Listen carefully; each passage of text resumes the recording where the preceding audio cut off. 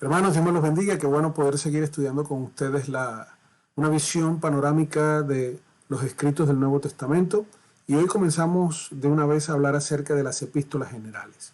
Como bien conocemos, este título de epístolas generales o católicas, que es lo que significa el término general, universal, es el nombre que le damos a los libros o las cartas que son Hebreo y 7 epístolas cortas que incluyen Santiago, primera y segunda de Pedro, la primera, segunda y tercera de Juan y finalmente Judas. Les queda apropiado a la mayoría de ellas el término epístola porque recuerden que la epístola, a diferencia de la carta, no va dirigida a una persona o a una iglesia en específico, sino a todos en general y por lo tanto tiene como una intención de ser publicada. Primera de Juan, sabemos que va dirigido a todos, así que su designación como epístola es clara. Sin embargo, no es lo mismo así con segunda y tercera, porque les cae menos apropiado el término de epístolas, porque van dirigidas a alguien en específico. Pero no tiene lógica que no las podamos juntas, las 3 epístolas, porque son del mismo autor, y eso hace que sean un grupo unido. Por eso, aunque no tienen esa característica de ser dirigidas a un grupo abierto, se colocan juntas porque se agrupan por la autoría de Juan. En el caso de la primera epístola de Pedro, está dirigida a las iglesias definidas que cubren el área bien extensa territorialmente y en consecuencia la llamamos epístola general y tiene algunas de las características básicas de las epístolas como las del apóstol Pablo, pero sabemos que fue Pedro quien la escribió y me refiero al contenido y a la manera de su discurso y su argumentación. Una nota importante es que las cartas de Pablo fueron escritas para iglesias o personas específicas por ocasiones o situaciones especiales. Por esta razón nunca son agregadas como epístolas generales, por eso tienen otra división que la hemos estado viendo antes. Ese término de epístola universal o epístola general o epístola católica aparentemente fue usado por primera vez por Apolonio en una de sus redacciones antimontanistas en el 197 después de Cristo. Parece que ese título se difundió a partir de la primera carta de Juan al resto del grupo y el término católico se deriva de ese griego católicos que significa general o universal, como antes lo mencioné. Durante los primeros siglos, los escritores de la iglesia usaron este término para distinguir a la iglesia de las iglesias en las comunidades locales. Todas las epístolas generales se encontraron en la importante lista de los escritos canónicos de la Carta de Pascua que se llevó a cabo bien temprano en el primer siglo. Algunas de las características de las epístolas generales es que durante la discusión sobre la canonización de ellas, así como en otros escritos del Nuevo Testamento, el libro de los Hebreos era discutido principalmente entre el cuerpo paulino. Siempre se pensó que fue Pablo quien escribió Hebreos y eso fue lo que hizo a la iglesia aceptarlo. El libro de los Hebreos era percibido como poseedor de una apariencia paulina en lugar de características más comunes a las otras epístolas generales. El autor de Hebreos presenta un extenso argumento teológico al que añade una exhortación mayor en los capítulos finales de la epístola. Las otras 7 cartas, a pesar de cuestiones sobre autoría y escenarios diversos, comparten un número de características comunes. Las epístolas generales, aunque tienen ciertas características únicas, cada una de ellas como carta, tiene un interés especial precisamente por falta de rasgos personales o peculiares en sus declaraciones teológicas y éticas. Estas epístolas difieren de los escritos paulinos, como se mencionó anteriormente, en que fueron escritas para ser distribuidas a todas las iglesias en lugar de a congregaciones específicas. Otra característica común es que las epístolas generales parecen estar dirigidas a una congregación más madura y establecida, a diferencia de las jóvenes iglesias que fueron las destinatarias de Pablo cuando les escribió porque estaban comenzando y parecía que eran como personas recién convertidas que estaban iniciando su vida cristiana y Pablo tenía que darle dirección. También podemos notar que las epístolas generales se leen más como sermones y no como cartas o tratados teológicos, e incluyen mezclas continuas de doctrina y exhortación. La designación de estos escritos como epístola es pues basado más en la forma que en el contenido. Esta evidencia que todos los escritores, incluyendo el autor de los Hebreos, que obviamente había sido influenciado poderosamente por los elementos de la retórica griega, ven la sustancia del mensaje como una importante forma de desarrollo de su argumento. Una observación final es que es importante para la identificación de estas epístolas considerar que los títulos de cada uno de ellos, de sus libros, son desarrollados a partir de los autores que se reconocen.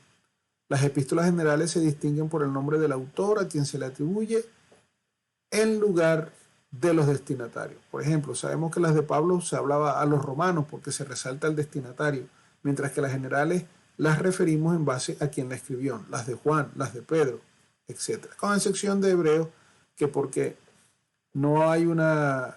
Después del 1900 comenzó esa discusión sobre si era Pablo o no el autor, entonces como no se tiene una certeza entre los estudiosos modernos si Pablo es el autor, hablan de los hebreos para evitar conflicto. ¿Qué propósito tienen estas epístolas?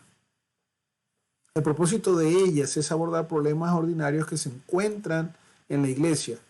Por ejemplo, como refutar los falsos maestros, animar a otros a que enfrentaban el sufrimiento, a poderlo hacer con tranquilidad, inclusive el martirio, aplicar las implicaciones éticas del mensaje cristiano en la vida cotidiana de cada quien, explicar las instrucciones más comunes de la iglesia y ofrecer exhortación en los escenarios que se estaban viviendo y que ellos esperaban la venida de Jesucristo, entonces creían que había una demora, tenía que haber una explicación para ese propósito escatológico. Estas epístolas ofrecen dirección para cristianos ordinarios en su diario vivir en las iglesias. Las epístolas generales demuestran una gran cantidad de material común en términos de temas éticos y citas que se hacen del Antiguo Testamento. Estos temas sumamente importantes se van estableciendo uno tras otro y vemos que se tiene un propósito de corrección y de ánimo, pero se presenta con humildad, con sumisión, con paciencia.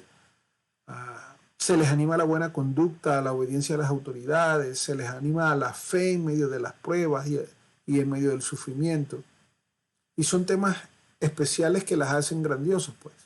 Un cristiano, como se presenta en el contenido de estas epístolas, se va a encontrar en oposición al mundo como un miembro de la comunidad de la iglesia, del reino de los cielos, y como es minoría, y quizás iba a enfrentarse a persecución y a sufrimiento, así que ellos tenían que estar claros que eso era parte de su compromiso con Cristo.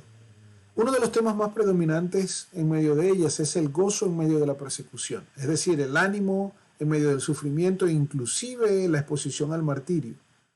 Y todo eso fundamentado en la victoria de Cristo. Y cada uno de esos temas que llaman al gozo y al ánimo es una invitación a que el creyente pueda participar de la victoria en Cristo en el día a día, ese ser más que vencedores. También se desarrollan temas en las epístolas generales sobre las hostilidades que se presentan en el mundo, no solo de parte de la sociedad, sino también por falsos profetas, por herejes, por doctrinas equivocadas que pueden llevar a un error garrafal. Un ejemplo de una de las citas o de los comentarios que vienen traídos desde el Antiguo Testamento para ser aplicados es la manera en que se interpreta en las epístolas generales, Proverbios 3:34, específicamente en Santiago y en Pedro, quienes hacen uso de eso. El pasaje del Antiguo Testamento que muestra el disgusto de Dios con los que se burlan y su favor para con los humildes es aplicado de manera diferente tanto en Santiago 4:6 como en 1 de Pedro 5:5. Pero es característico que en estas epístolas ellos hagan un uso de citas del Antiguo Testamento. Y en este caso, Santiago usa el pasaje como una advertencia en contra de los que participan en el mundo malvado, así como una exhortación a la humildad. Mientras que el propósito de Pedro, cuando lo cita, es dirigir a la comunidad de creyentes a la sumisión y a la humildad en relación de su interconexión personal unos con otros y la comunión dentro de la iglesia. El tema común que se encuentra a través de todas las epístolas generales probablemente viene de su tradición compartida más que en su dependencia literaria. Es decir, no creemos que las similitudes tengan que ver con que ellos se leyeron unos a los otros, con excepción de Judas y una de las cartas de Pedro, sino que su similitud tiene que ver con que nacen todas de las enseñanzas de los apóstoles y de la guía del Espíritu Santo a poder establecer este contenido juntas. Las epístolas generales elevan las virtudes y señalan los vicios comunes del mundo en medio del pensamiento judío y también en medio del pensamiento griego, romano, de esos helenistas que ahora estaban recibiendo herejías y estaban entretejiendo pensamientos, trayendo confusión. Entonces, las generales quieren ayudar a desenredar esa confusión y a poder brindar dirección en medio de la conducta correcta, ética y moral que debe esperarse de un cristiano. En consecuencia, las diferencias de estilo de las epístolas, en contraste con las cartas paulinas, ellas tienen diferentes abordajes, son diferentes autores. Uno tiene la tendencia de mirarlas de Pablo y en base a ellas comparar a los demás, pero no quiere decir que el estilo sea mejor o peor. El énfasis principal está que en medio de su redacción cada uno de ellos hace un trabajo excepcional en dar aplicaciones prácticas de la ética y de la moralidad. Y eso es quizás lo que tenemos que resaltar. Ahora, si queremos mirar algunas cositas breves de cada una de ellas, comenzamos con la epístola de los Hebreos. Este libro o esta carta fue escrito para animar a los creyentes para que perseveren en la fe y que al mismo tiempo puedan demostrar la superioridad de Cristo en medio de toda circunstancia. Cristo es superior a todos, a Moisés, a los ángeles, al mundo, a los reyes, y eso es hermoso cuando se comienza a leer. Este escrito es diferente a todos los del Nuevo Testamento, aunque no deja de compartir cierta semejanza, por ejemplo, con Primera de Juan. Pero es diferente en el tema que presenta y su tratado de Jesús como nuestro sumo sacerdote. Es una forma de presentar ese argumento de la grandeza de Jesucristo que no se ve en el resto del Nuevo Testamento. También sabemos que el autor de Hebreos hace un uso extenso del Antiguo Testamento, hace una serie de citas, pone ejemplos, alude a todo el contenido del Antiguo Testamento para poder aterrizar sus declaraciones teológicas en el presente y sus apelaciones éticas. Hebreos no tiene una introducción epistolar tradicional, pero sí tiene una conclusión epistolar común. Así que este escrito tiene la forma de una epístola, aunque tiene un aire homilético acerca de mucho de lo que está dentro de su contenido. Parece un gran discurso. No es una sorpresa entonces que muchos han considerado el libro como un sermón, y el estilo acentúa la fuerte posibilidad de que haya un sermón detrás de todo este escrito. Pareciera que lo que se predicó, en este caso los que aceptamos que Pablo fue el que lo hizo, aunque está bien discutido hoy en día por los teólogos liberales, pero pareciera que el amanuense, el escriba, lo que hizo fue traer y copilar las enseñanzas del autor, en este caso Pablo. La primera indicación de la fecha en la que fue escrita la epístola nos las da el hecho, como hemos visto antes, que no hay mención de cosas importantes como la destrucción del templo. También se hace referencia dentro de la epístola al sistema de sacrificios dentro del templo, que sería ilógico que lo utilizara como un ejemplo directo si ya el templo estuviera destruido. El argumento que presenta el autor sobre la superioridad del cristianismo y específicamente que los sacrificios del sistema antiguo no ofrecen ningún provecho ahora que el sacrificio de Jesucristo se ha realizado, sigue dándonos entonces a entender que para el autor el templo estaba vigente y tenía que enseñarse que eso no implicaba que el sistema de sacrificios era superior a Cristo, sino que ellos tenían que venir a Cristo como el último cordero inmolado. Por lo tanto, creemos que no se escribió sino antes de que se destruyera. Por lo tanto, sería interesante pensar que si el templo, sabemos nosotros, se destruyó en el 70 y sabemos que el apóstol Pablo murió temprano, aunque Lea y otros cuando lo plantean piensan que la fecha más importante tendría que ser posterior al 65, nosotros creemos que fue alrededor del 60 o el 62. Recuerden que Pablo, si fue Pablo quien la escribió, murió temprano en los principios de los 60 después de Cristo. Cuando Hebreo fue aceptado como parte del Nuevo Testamento, es importante resaltar que todos pensaban que Pablo lo escribió. posteriormente, y eso incluye también a los reformadores, porque había discusión entre Lutero, Calvino, donde alguno opinaba que quizás no fue Pablo, sino Lucas o otro de los autores que han sugerido, Apolo, Bernabé, Silas, pero no hay argumentos rotundos que nos ayuden a pensar que alguno de ellos pudo haber sido. A pesar de las inquietudes que trae el pensar que Pablo lo hizo, creemos particularmente que hay ciertos rasgos paulinos en el escrito. Y creemos que Pablo lo pudo haber hecho con otro escriba, con este caso quizás Lucas, por eso el griego de Hebreos es tan rico, porque Lucas lo pudo haber ayudado en su redacción. Además, el autor en este momento es un Pablo que es ya más avanzado en edad y también en experiencia, por eso el tono que utiliza a veces no es tan duro como el que Pablo utiliza previamente. Vemos que el autor es alguien que conoce el Antiguo Testamento y Pablo lo conoce de una forma especial. Creemos que Pablo tuvo repercusión. Fue el autor y sería bueno después ver algunas cosas dentro del contenido y quizás más adelante hacemos un video para ello.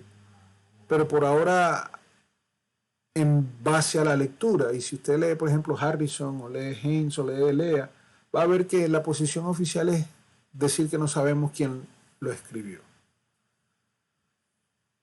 La epístola de Santiago, sabemos que fue escrita por Santiago el Justo, el medio hermano del Señor Jesús.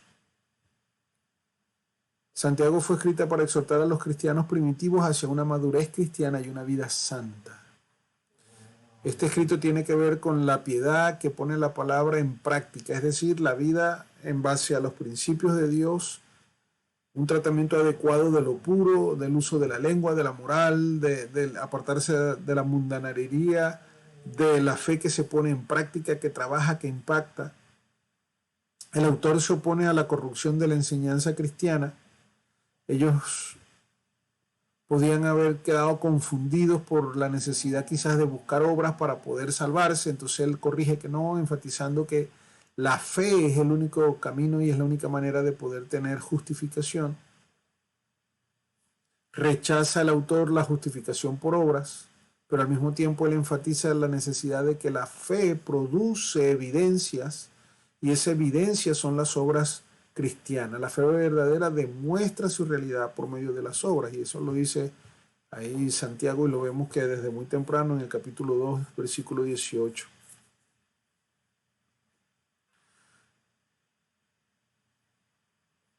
Aunque hay varios nombres en el Nuevo Testamento en la época que usaron el nombre de Santiago, se acepta ampliamente que Santiago, el medio hermano de Jesús, fue quien lo escribió. De esos otros Santiagos que hay, quizás solamente Santiago el hijo de Zebedeo merece ser tomado en cuenta como otra posible opción, pero sabemos que él murió temprano, fue uno de los primeros mártires en el 44 después de Cristo, así que eso lo elimina de la posibilidad. Hechos 12, 1 al 2 nos señala la realidad de que fue escrito bien temprano. Así que Santiago quizás pudo haber sido uno de los primeros libros escritos en el Nuevo Testamento. En cuanto a las epístolas de Pedro, la primera epístola de Pedro fue escrita con un tono pastoral, cálido, lleno de ánimo. Las palabras de aliento y confort para los creyentes en medio de la persecución están presentes. Un ánimo en medio de las luchas para que ellos pudieran sostenerse en fe a pesar de que habían sido dispersos por toda Asia Menor. Está dirigido a todos aquellos que están intentando vivir para agradar a Dios en una sociedad llena de pecado, ignorante del verdadero Dios. Aunque los cristianos son sometidos a tratamientos crueles y a malentendidos debido a su compromiso y su relación con Dios, Pedro quiere animarles a que puedan seguir viviendo en victoria. El autor les escribe en medio de su desánimo para confortarlos y para animarles a tener fe y saber que ellos serán protegidos por Dios en medio de todas las circunstancias. También el autor, que en este caso es Pedro, levanta a Jesucristo como un ejemplo de sufrimiento y de paciencia y de cumplimiento de la voluntad de Dios cuando uno es fiel a su palabra. También Pedro incluye exhortaciones a llevar una vida consistente con la pureza y la santidad característica del cristiano. Sabemos que Pedro, el apóstol, es el autor, y aunque hoy en día solamente algunos aceptan que escribió la primera carta, generalmente también se puede aceptar como el punto de vista tradicional reconocer que fue el autor de todas y que sí las estuvo ayudando, involucrándolo a escribir la carta, quizás también presentando la realidad de que sí las había sido un discípulo de Pedro. Y eso explica por qué a veces hay algunas similitudes en cuanto al tono paulino que podemos encontrar en ella, porque recuerden que Silas también fue compañero de Pedro y seguro un discípulo también cercano que desarrolló pensamientos similares. Pedro es aceptado como el autor de la primera carta y por eso tenemos que pensar que fue escrita en Roma justo antes de su martirio, entre el 62, perdón, el 64, porque primero fue Pablo muerto en el 62 y luego Pedro en el 64. Las epístolas de Pedro, sobre todo la segunda, fue escrita porque la comunidad cristiana estaba enfrentando el peligro de la falsa enseñanza y el autor quería exhortarles a la madurez y también los anima en la seguridad de que Jesucristo va a regresar. La segunda carta de Pedro está fundada en la revelación segura de Dios como Jesucristo siendo el ungido y el verdadero Mesías.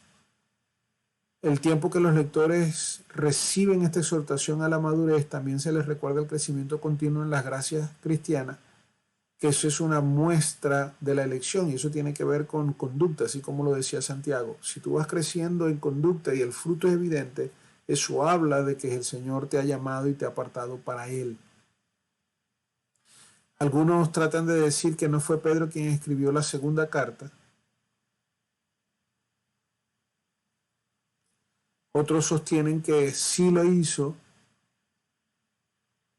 Y la realidad es que en estos momentos siento la pregunta, si es necesario empezar a argumentar todo lo que dicen a favor o en contra, pero eso extendería el video en gran manera.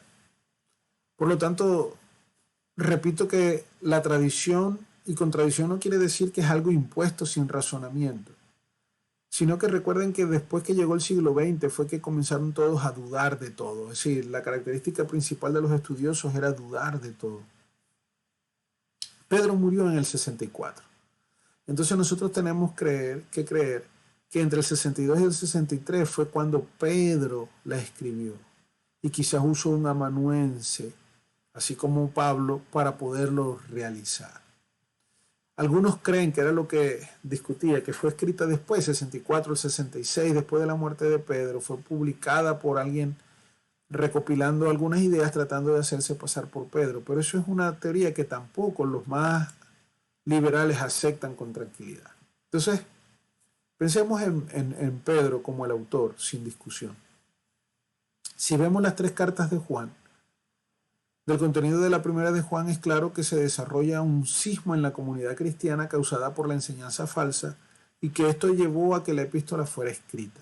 El Evangelio de Juan fue escrito para atraer hombres y mujeres a la fe y la epístola fue escrita con la intención de reasegurar a los cristianos acerca de su fe que había sido sacudida por los falsos maestros.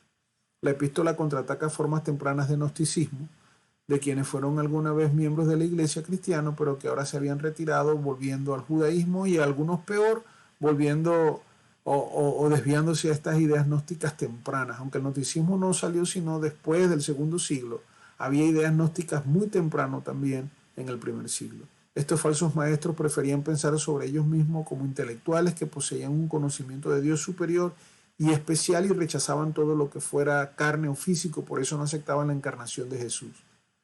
La distinción que ellos proponían entre lo espiritual y lo material condujo a prácticas inmorales en conducta y a la negación de la encarnación de Cristo.